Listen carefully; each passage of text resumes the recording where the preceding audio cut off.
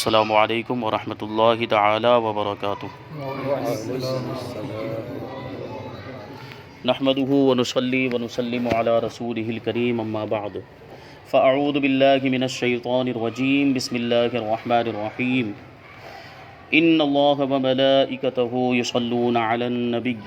یا ایہا الذین آمنوا صلوا علیہ وسلموا تسلیما۔ اللہم صل علی سیدنا ومولانا محمد معدن الجود والکرم وآلہ الکرام وابنہ الکریم وبارک وسلم صلاۃ وسلاما علیک یا رسول اللہ صلی اللہ تعالی علیہ وسلم۔ تو الحمدللہ آج سے جو عالمیت کا کورس ہے وہ بھی شروع ہو رہا ہے، اور اس سے پہلے جو تجوید کا کورس چل رہا تھا وہ لوگ جو اس میں بھی شریک ہوئے تھے، جو عالم کے کورس میں ہیں، سب کے لیے یہ فرض علوم جو کورس ہے یہ یکساں مفید ہے، سب کے لیے ضروری ہے۔ تو سب کو توجہ کے ساتھ سماعت کرنا ہے اور اس کو سمجھنے کی کوشش کرنی ہے کہ ہر مسلمان کے لیے یہ ضروری ہے۔ اس سے پہلے ایمان و کفر کا بیان ہوا،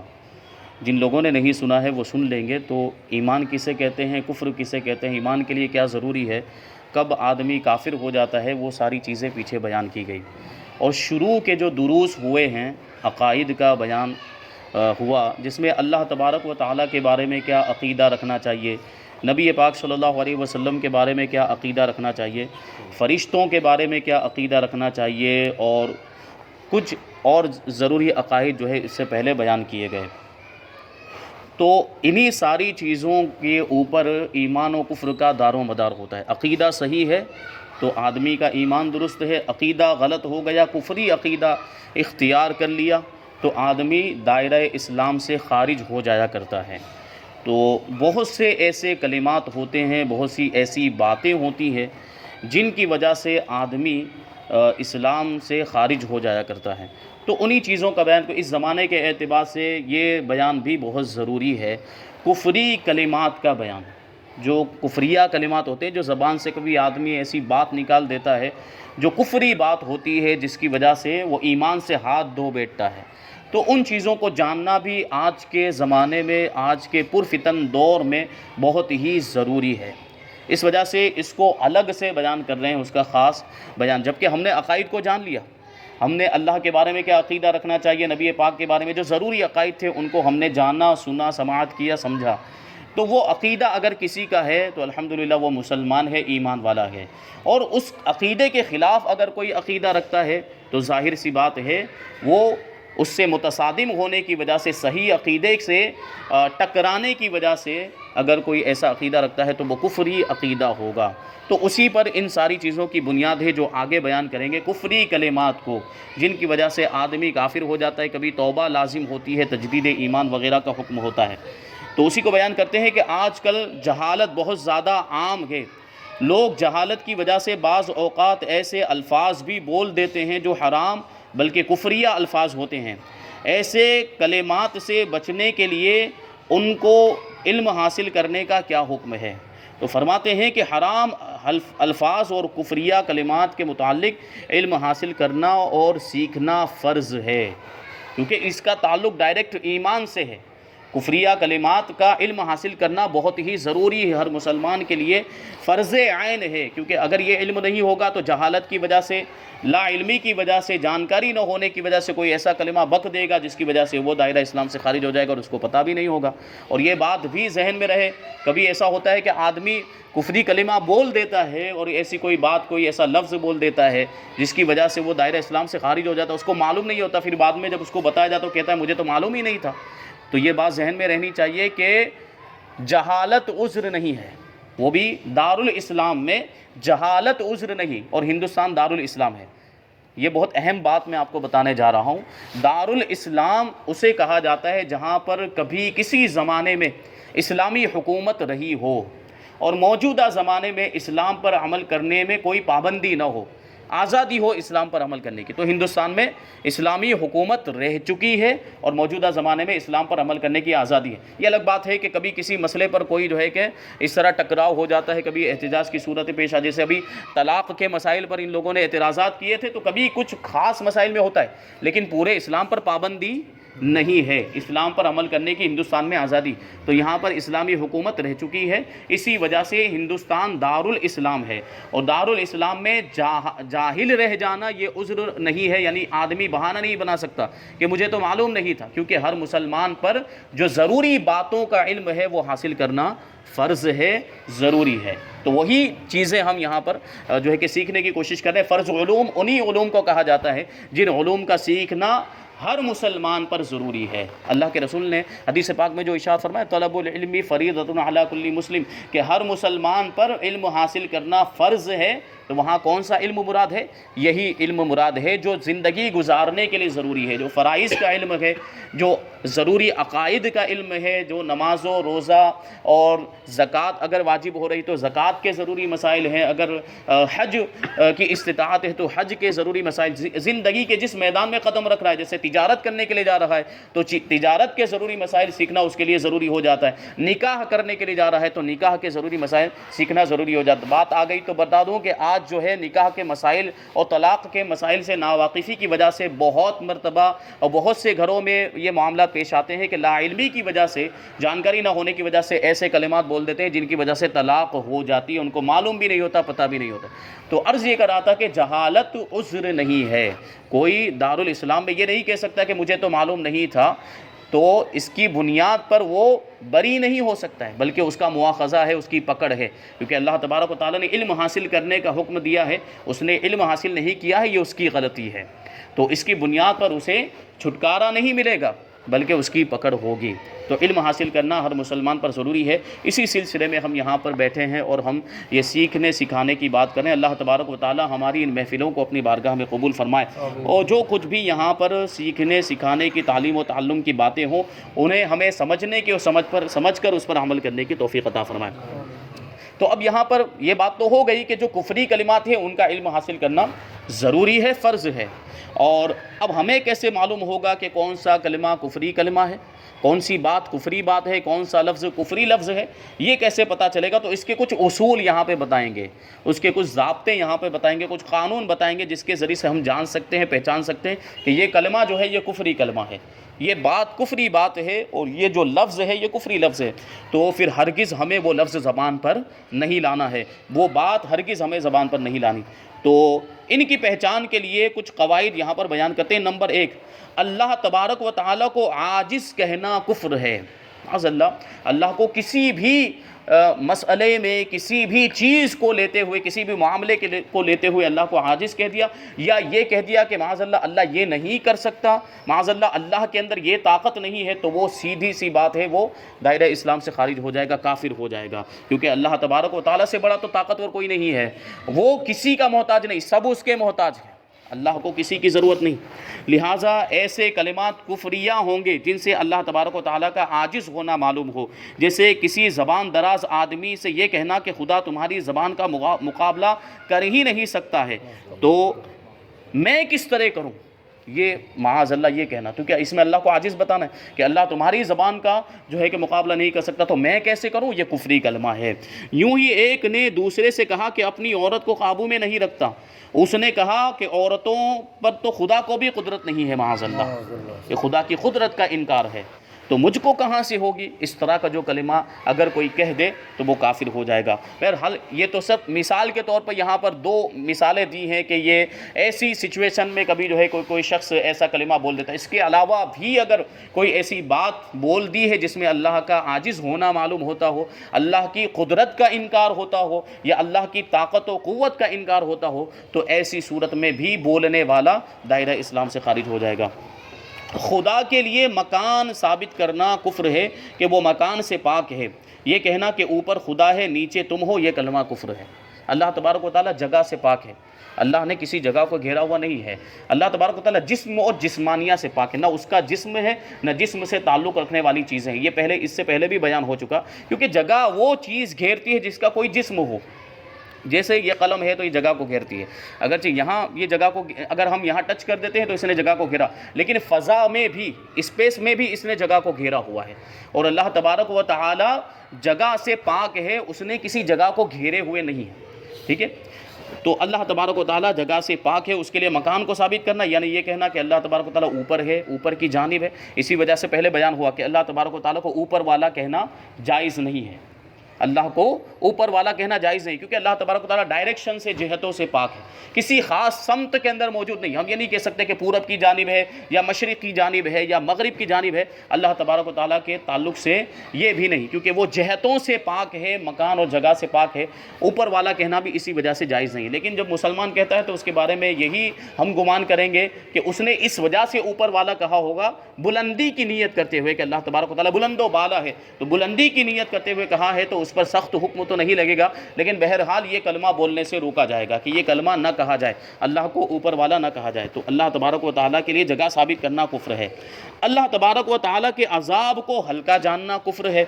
لہٰذا کسی سے کہا کہ گناہ نہ کر ورنہ خدا تجھے جہنم میں ڈالے گا، تو اس نے کہا میں جہنم سے نہیں ڈرتا،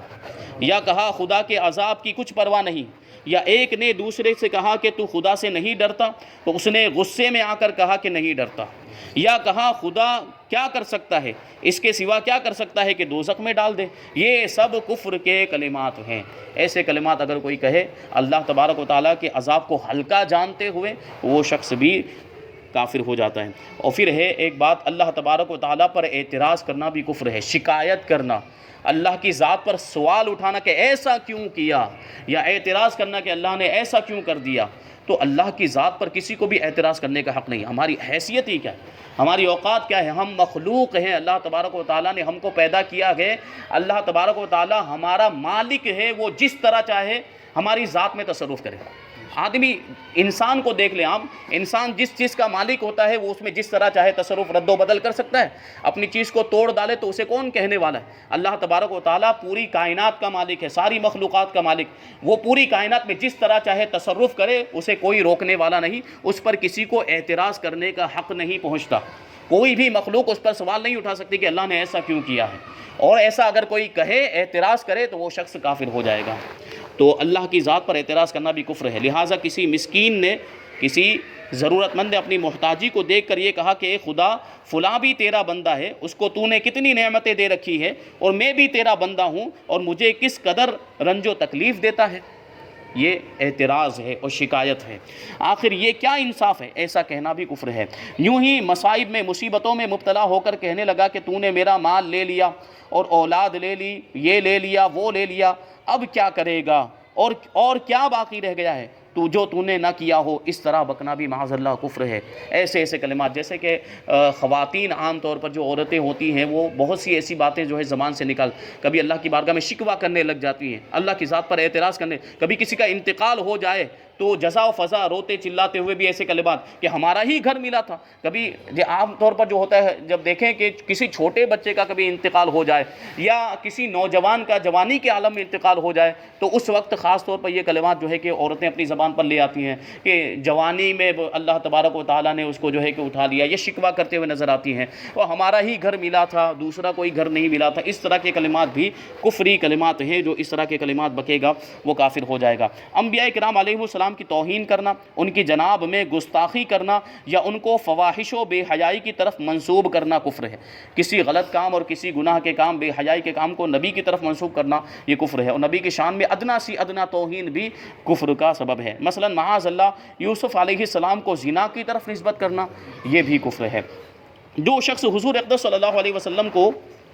تمام انبیاء کرام میں آخری نبی نہ جانے، یا حضور صلی اللہ علیہ وسلم کی کسی چیز کی توہین کرے یا عیب لگائے، یعنی حضور سے جو چیزیں منسوب ہو گئی، جیسے حضور کا لباس ہے، حضور کی زلفیں مبارک ہیں، ان چیزوں کی توہین کرنے کی وجہ سے بھی آدمی کافر ہو جاتا ہے، اس میں عیب نکالنے کی وجہ سے بھی آدمی کافر ہو جاتا ہے۔ تو آپ کے منہ مبارک، بال مبارک کو تحقیر سے یاد کریں، آپ کے لباس مبارک کو گندا کہے یا میلا بتائے، تو حضور اقدس صلی اللہ علیہ وسلم کی توہین کی وجہ سے، آپ کی طرف منسوب ان چیزوں کی توہین کی وجہ سے بھی وہ کافر ہو جائے گا۔ یا حضور صلی اللہ علیہ وسلم کے ناخن کو بڑا بڑا کہے کہ بڑے بڑے ناخن ہیں معاذ اللہ، وہ یہ سب کفر کی باتیں ہیں۔ یوں ہی کسی نے یہ کہا کہ حضور اقدس صلی اللہ علیہ وسلم کھانا تناول فرمانے کے بعد 3 بار انگشت ہائے مبارک چاٹ لیا کرتے تھے، سنت پاک ہے کہ کھانا کھانے کے بعد انگلیوں کو چاٹ لیا جائے، تو اس پر کسی نے یہ کہہ دیا کہ یہ تو ادب کے خلاف ہے معاذ اللہ۔ ادب نبی پاک صلی اللہ علیہ وسلم کی سنت ہی سراپا تہذیب ہے، سراپا ادب وہی ہے جو نبی پاک صلی اللہ علیہ وسلم کے طور طریقے ہیں، آپ کی سنتیں۔ اب اس کے علاوہ کسی اور چیز کو ادب کہا جائے اور اس کو بے ادبی کہا جائے تو یقیناً یہ نبی پاک صلی اللہ علیہ وسلم کی گستاخی اور توہین ہے۔ تو یہ کہا یا کسی سنت کی تحقیر کر دی، کسی سنت کو ہلکا جانا، تو یہ کہہ دیا مثلاً داڑھی بڑھانا، مونچھیں کم کرنا، امامہ باندھنا یا شملہ لٹکانا، ان کی اہانت کفر ہے، جبکہ سنت کی توہین مقصود ہو۔ سنت کی توہین کرتے ہوئے ان چیزوں کو حقیر جانا ہے تو پھر وہ شخص بھی کافر ہو جائے گا۔ جبرائیل یا میکائیل یا کسی فرشتے کو جو شخص عیب لگائے یا توہین کرے وہ بھی کافر ہے۔ دشمن و مبغوض یعنی جس سے نفرت کرتا ہے اس کو دیکھ کر یہ کہنا کہ ملک الموت آ گئے، یا کہا کہ اسے ویسا ہی دشمن جانتا ہوں جیسے ملک الموت کو، اس میں اگر ملک الموت کو برا کہنا ہے تو کفر ہے۔ یعنی دشمن کو دیکھ کر کہا کہ ملک الموت آ گیا، تو ملک الموت یہ اللہ کے فرشتے، بڑے مقرب فرشتے، جو 4 فرشتے ہیں جو سب سے بڑا مرتبہ رکھتے ہیں، ان میں ملک الموت جن کو موت کا فرشتہ کہا جاتا ہے حضرت اسرائیل علیہ السلام، تو ان کو برا جانتے ہوئے اگر کسی اپنے دشمن کو کہہ دیا کہ یہ ملک الموت ہے تو یہ کفر ہو جائے گا، کیونکہ یہ ملک الموت کی توہین ہے،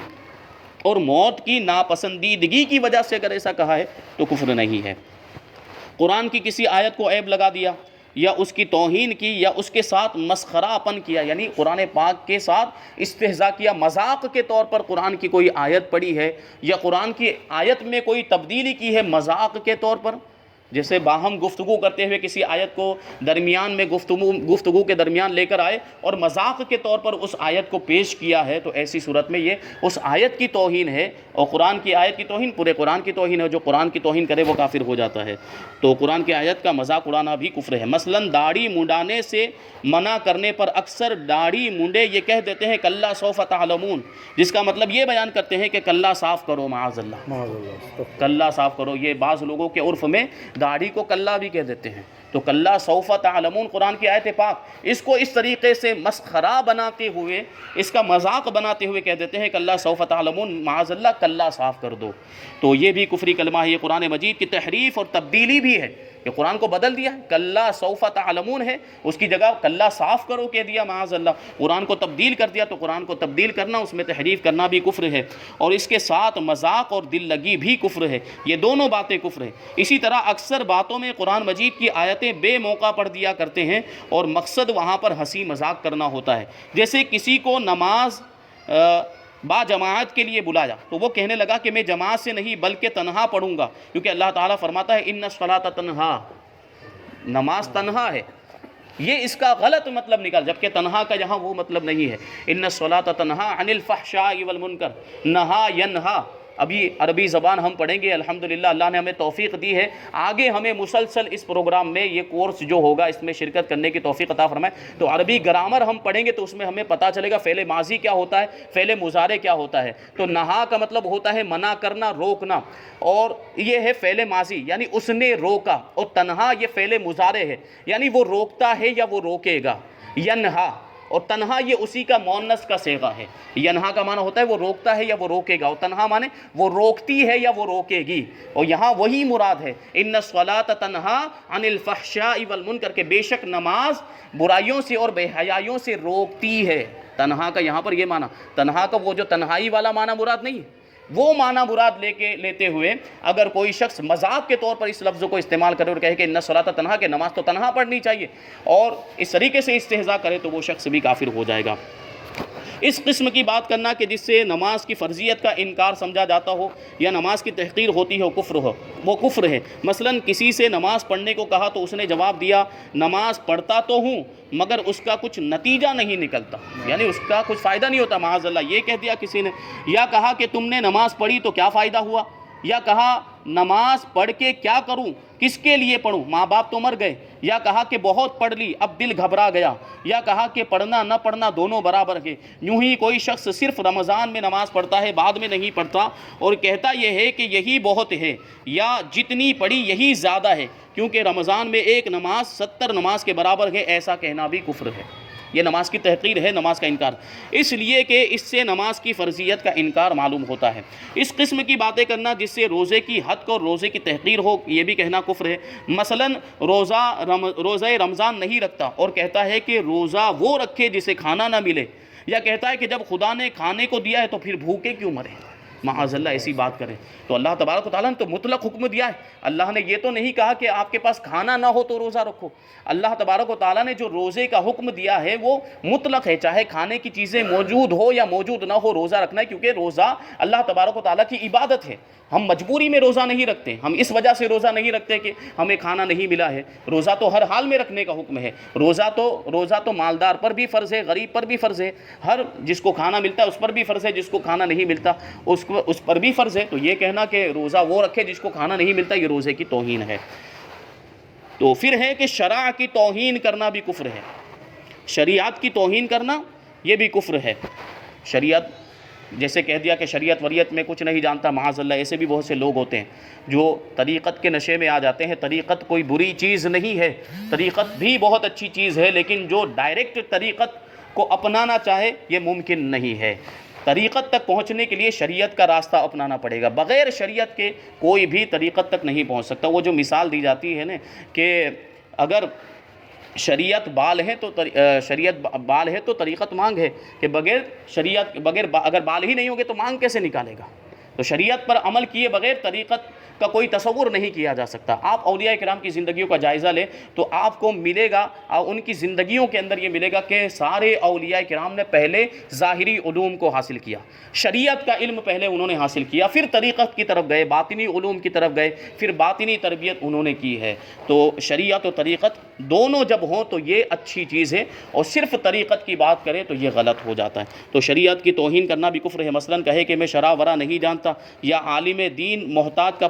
فتویٰ پیش کیا گیا، اس نے کہا کہ میں فتویٰ نہیں مانتا، یا فتوے کے زمین پر پٹک دیا۔ کسی شخص کو شریعت کا حکم بتایا کہ اس معاملے میں یہ حکم ہے، تو اس نے کہا کہ ہم شریعت پر عمل نہیں کریں گے، ہم تو رسم کی پابندی کریں گے، رواج کی پابندی کریں گے، تو ایسا کہنا بھی بعض مشائخ کے نزدیک کفر ہے۔ اسی طرح علم دین اور علماء کی توہین بے سبب، یعنی محض اس وجہ سے کہ عالم علم دین ہے، کفر ہے۔ عالم دین کی توہین اس کے علم کی وجہ سے کرنا یہ بھی کفر ہے۔ یوں ہی عالم دین کی نقل کرنا، مثلا کسی کو ممبر وغیرہ کسی اونچی جگہ پر بٹھائیں اور اس سے مسائل بطور استہزاء یعنی مذاق کے طور پر اس سے مسائل پوچھیں، پھر اسے تکیہ وغیرہ سے مارے اور مذاق بنائے، تو یہ بھی کفر ہے کہ یہ عالم کی توہین ہے، اور علم دین کی بھی ساتھ میں توہین۔ ہاں اگر عالم کے ساتھ کوئی ذاتی معاملہ ہے، کوئی دنیاوی معاملہ ہے، اور اس کی وجہ سے کوئی اختلاف ہو جاتا ہے، لڑائی جھگڑا ہو جاتا ہے، اور عالم کو اس کے علم دین کی وجہ سے حقیر نہیں جانتا ہے، تو ایسی صورت میں کفر کا حکم نہیں ہوگا۔ مسلمان کو کلمات کفر کی تعلیم و تلقین کرنا کفر ہے، یعنی کسی مسلمان کو یہ کہہ دیا کہ یہ کفری کلمہ کہتے ہوئے کہا کہ یہ کلمہ تم بکو، کفری کلمہ بکنے کے لیے کہا، تو جو کہہ رہا ہے وہ خود بھی کافر ہو جائے گا، اگرچہ کھیل کود میں ہو یا مذاق میں ایسا کرے، جب بھی یہی حکم ہوگا۔ اور کسی کو کفر کی تعلیم کی اور یہ کہا کہ تو کافر ہو جا، تو وہ کفر کرے یا نہ کرے یہ کہنے والا کافر ہو گیا۔ اس کو کافر ہو جانے کا حکم دے رہا ہے، کیا مطلب ہوا کہ کفر کو اچھا جان رہا ہے؟ تو کفر کو اچھا جاننا بھی کفر ہے، کفر پر راضی ہونا بھی کفر ہے۔ تو کسی کو کافر ہونے کا حکم دے دیا، کسی کو کافر ہونے کی تلقین کر دی، تو یہ جو کہنے والا ہے وہ خود کافر ہو جائے گا، اور اس کے کہنے پر اگر اس نے عمل کر لیا تو وہ جو عمل کرنے والا ہے پھر وہ بھی کافر ہو جائے گا۔ اللہ تبارک و تعالیٰ جو کچھ بھی بیان ہو اس پر ہم سب کو عمل کرنے کی توفیق عطا فرمائے۔ وما علینا الا البلاغ۔